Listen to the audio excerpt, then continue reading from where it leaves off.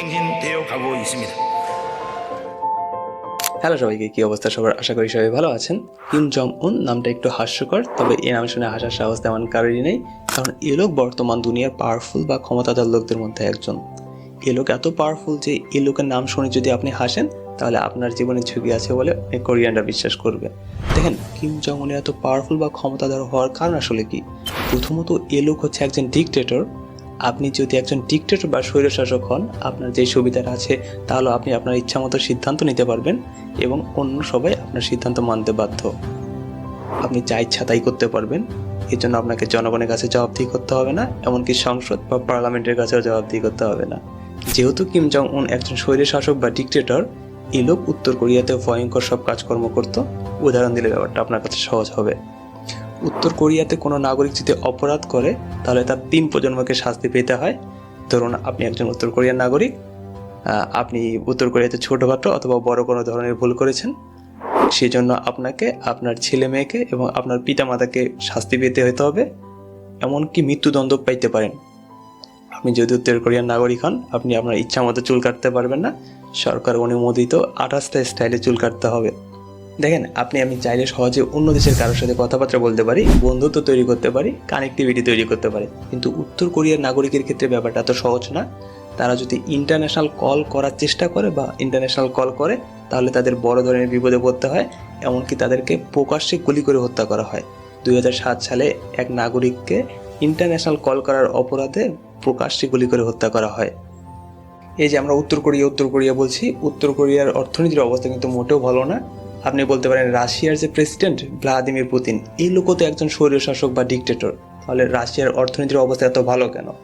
দেখেন, উত্তর কোরিয়ার না আছে জিডিপি, না আছে এদের স্মার্ট মানুষজন, না আছে এডুকেশনাল পাওয়ার, না আছে জিওগ্রাফিক্যাল সাইজ। বেসিক্যালি উত্তর কোরিয়ার কিছুই নেই।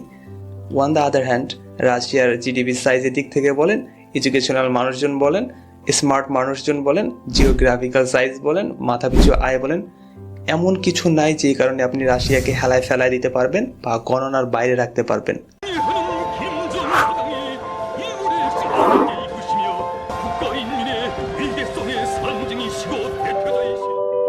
আজকের ভিডিওতে আমরা একটু কিম জং উনকে নিয়ে কথাবার্তা বলবো, ওর জীবনটা জানার চেষ্টা করবো। চলুন শুরু করা যাক। সময়টা ছিল দ্বিতীয় বিশ্বযুদ্ধের 3 বছর পর। 45-এ দ্বিতীয় বিশ্বযুদ্ধ শেষ হয়। আমি 1948 সালের আশেপাশের কথা বলছি।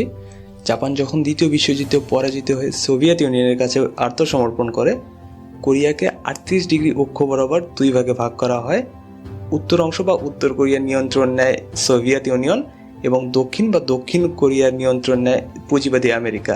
দ্বিতীয় বিশ্বযুদ্ধের আগে 1910 সাল থেকে 1945 সাল পর্যন্ত দীর্ঘ 35 বছর কোরিয়া মূলত জাপানের উপর নির্ভরশীল ছিল। 1948 সালে কোরিয়া 2 ভাগে ভাগ হয়ে উত্তর কোরিয়া এবং দক্ষিণ কোরিয়া হয়। উত্তর কোরিয়ার প্রথম যে শাসক হয়, এনার নাম হচ্ছে কিম ইল সাং।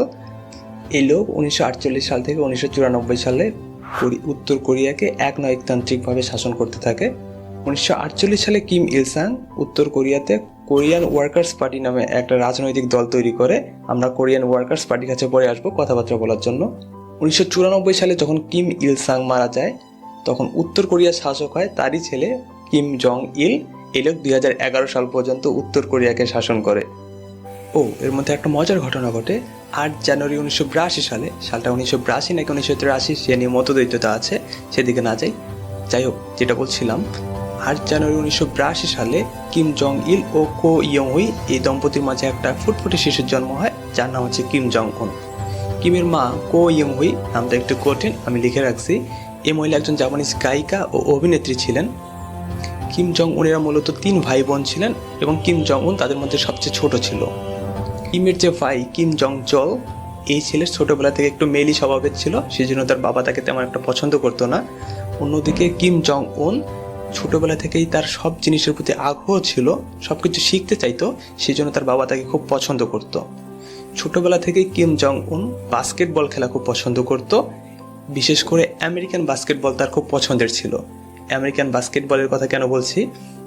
কিম যখন উত্তর কোরিয়ার প্রেসিডেন্ট হয়, উত্তর কোরিয়ার সর্বোচ্চ নেতা হয়, মার্কিন বাস্কেটবল তারকা জেনিস রোডম্যানের সাথে তার একটা ভালো সম্পর্ক তৈরি হয়, ভালো একটা বন্ধুত্ব হয়।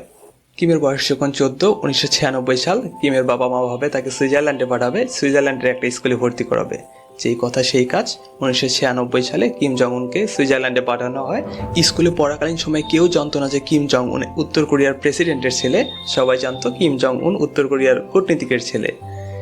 স্কুলে পড়াকালীন সময়ে তার একজন দেহরক্ষী ছিল যে কিনা তাকে স্কুলে নিয়ে আসতো এবং গাড়িতে করে নিয়ে যাইতো।